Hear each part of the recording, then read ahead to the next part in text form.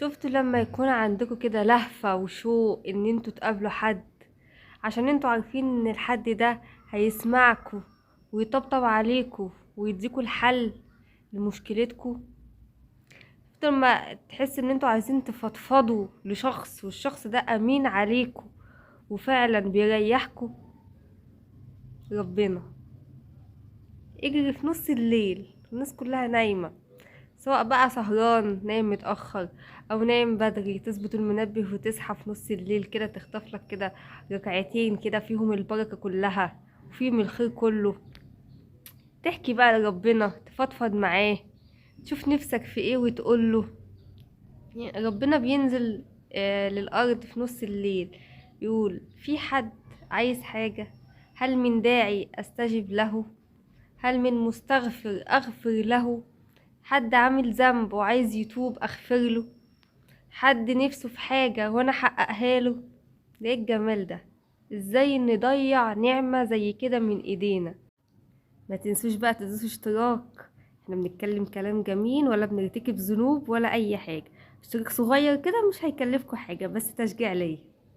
ركعتين بس، نبدأ بركعتين، والله زادوا خير وبركة، ما زادوش اهم حاجة ما نجيش على نفسنا علشان ما نزقش او نحس ان الموضوع مرهق ومتعب.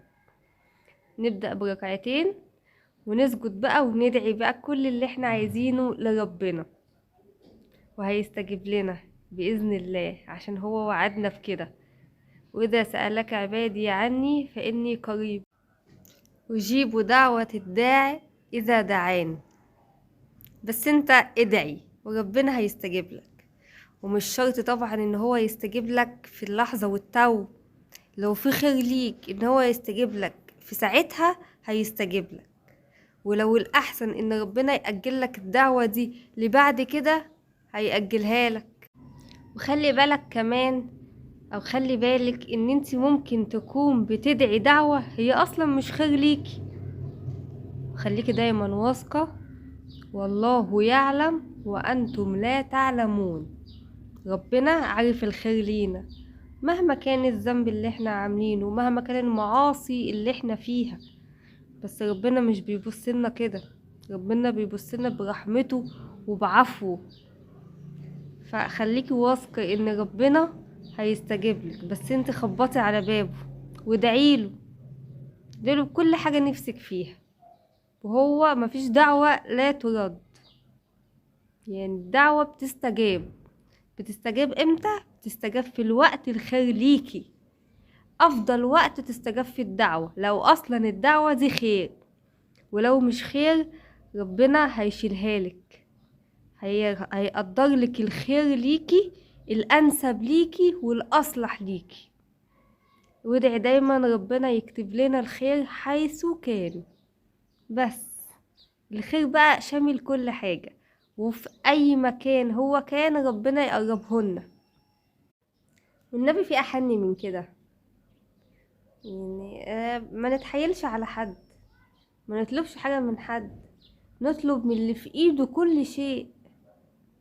نطلب لربنا ونعيط له ونلح في الدعاء، ما نزهقش.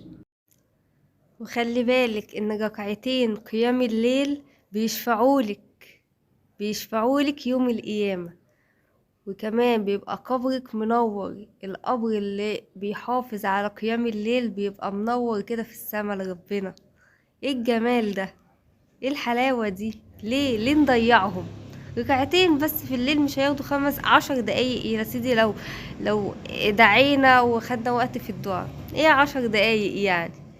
ليهم لازمة في حياتنا ولا اي حاجة؟ بنضيع اكتر من كده بكتير في حاجات تافهة.